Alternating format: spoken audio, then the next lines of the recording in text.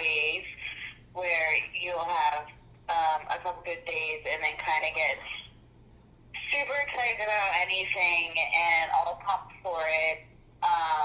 You talk really, really fast, and then it goes from everything's awesome, you're doing well in school, you're doing this, you're about to do this job, you're going to do that project, you're going to do this, to a switch, and then it's like, I can't figure anything out, I don't know what I'm going to do, like, I feel like I can't try, so it goes from, like, happy and super stoked about certain things.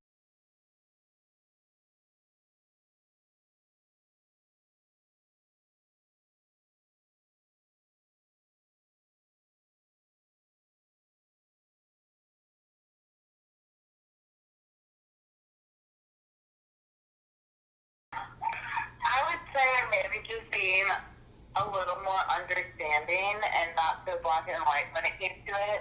But I also think at the end of the day, it wasn't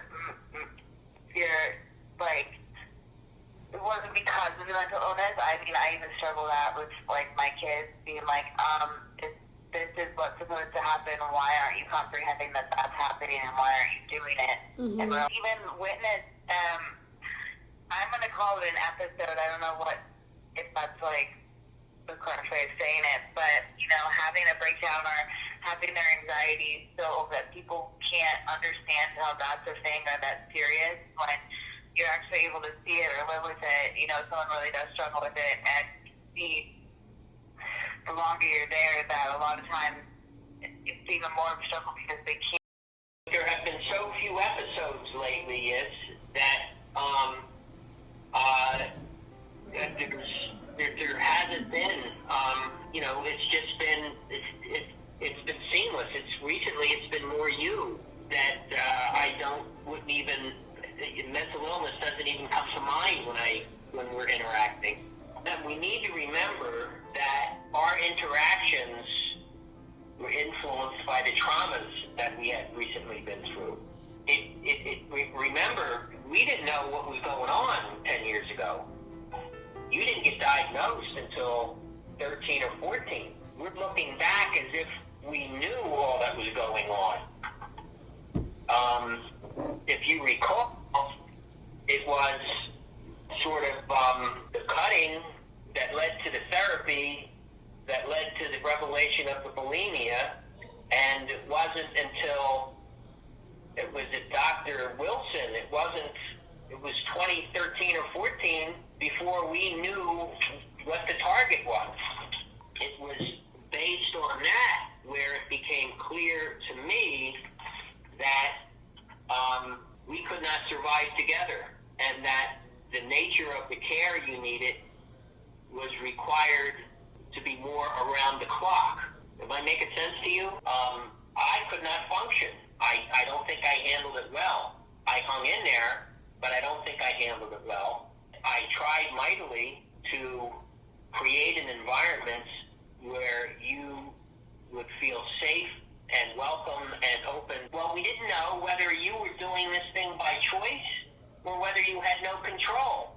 And at different times, it was a different balance of each. A good part of it was a lack of understanding of each other's point of view, but what made it difficult for me with you is you operated as if you were doing things right, and I didn't get it.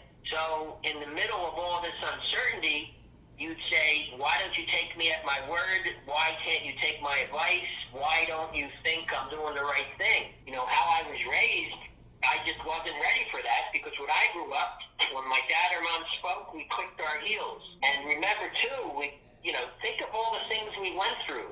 We went through from a 4,000 square foot high-end home into that cottage. Think of what we went through. It's astounding as I look back, but there was a purpose to it. Yeah. And we did it. What turned the tables was, and not many parents are willing to do this, we told you, you go to the doctor, you go to the bus station, you go to the homeless shelter. They're your choices. And I think that was the turning point, because you were always brainstorming and being grandiose as how you could approach something as a way of staying in control of the situation. Does that make sense to you? No. I mean, I understand what you're saying. I don't agree. I don't agree that was what helped me. It was hard. It hurt a lot, and it still is something that I have to kind of deal with. Well, I'll share this with you. I've concluded, now that I'm an old man.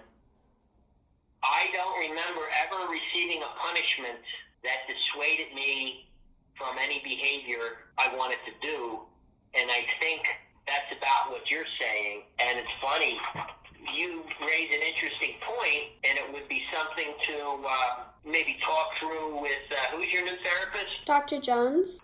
One of the things I think about a lot is that we might have been better off in the Lawrenceville school system than the South Brunswick school system. Mm-hmm. So we didn't plan ahead, that we thought it was just dyslexia, and once the dyslexia was remediated, you would be just fine, but that was the least of our worries. People tend to lash out the worst, the harshest, with those who love them the most. So it's a recipe for failure to attempt to overcome that, because it's almost not possible. So I struggle with a series of mental illnesses. Maybe not a series, like, PTSD or complex PTSD, bipolar 1, and borderline. Those are kind of three main things that I deal with, and it's hard, it's complicated, and it's a lot of work, and it's possible to be successful even with those mental illnesses, and I just sometimes I'm so hard on myself. But yeah, so I was feeling a lot of pain, and I couldn't sleep, and I was getting flashbacks. Like, my thought process is so interesting and strange, and it doesn't make sense. But I felt like I needed to share it. I felt like I needed to say something. I felt like my voice needed to be heard, because I was just so distraught. But it happens a lot. I'll be okay, because I always am, even when I act like this or that. At the end of the day, you'll be okay. If you just work on your coping skills and emotional regulation, you'll be okay.